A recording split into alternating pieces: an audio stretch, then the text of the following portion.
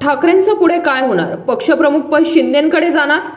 एकनाथ शिंदे यांच्या बंडानंतर शिवसेना पक्ष आणि चिन्ह कुणाचा याचा लढा देत असतानाच आता उद्धव ठाकरे यांच्या पक्षप्रमुख पदाचा कार्यकाळ संपला। ठाकरेंना 40 आमदार आणि 13 खासदार सोडून गेल्यानंतर पक्षाचे नाव आणि चिन्ह आयोगानं गोठवलंय। निवडणूक आयोगाने जुने निर्णय बघता पक्षाचे नाव आणि चिन्ह शिंदे गटाला मिळण्याची शक्यता अधिक वर्तवली आहे।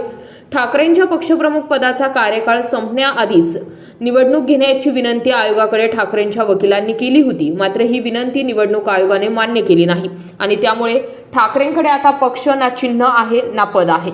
आता या पदासाठी निवडणूक होणार नाही आणि जरी झाली तर ती फक्त ठाकरेंच्या गटापुरती मर्यादित असेल। उद्धव ठाकरे पदावर कायम राहिले तर ते अधिकृत नसणार आहेत।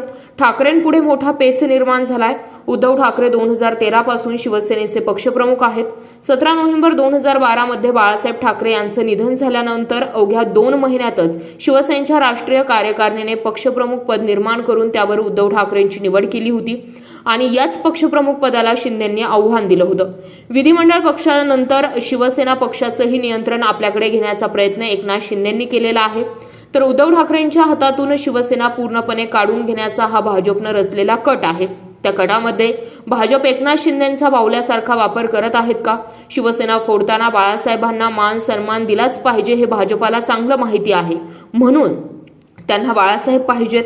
आता ठाकरे आणि शिवसेना हे नातंच त्यांना तोडायचं आहे आणि या सगळ्या रचलेल्या कटात भाजप यशस्वी झाले का किंवा होत चाललंय का असा प्रश्न उपस्थित होतोय। शिंदेंनी शिवसेनेत बंडखोरी केल्यानंतर भाजप सोबत युती केली, त्यानंतर आमदार खासदारांसह तळागाळातील अनेक पदाधिकारी, शाखा प्रमुख, कार्यकर्ते आपल्याकडे वळवून घेतले। शिवसेना पूर्णपणे खिळखिळी करून टाकली। बाळासाहेब ठाकरेंनी ही शिवसेना उभी करण्यासाठी उभं आयुष्य खर्ची घातलं, त्याच शिवसेनेची आज दयनीय अवस्था झाली आणि या अवस्थेचा वाटेकरी कुठे ना कुठेतरी भाजप आहे का? शिवसेना संपवण्याचा भाजपने रचलेला कट यशस्वी झालाय का? तुम्हाला काय वाटतं? कमेंट करून नक्की कळवा। अशाच महत्त्वपूर्ण बातम्या पाहण्यासाठी पाहत रहा आपला आवाज।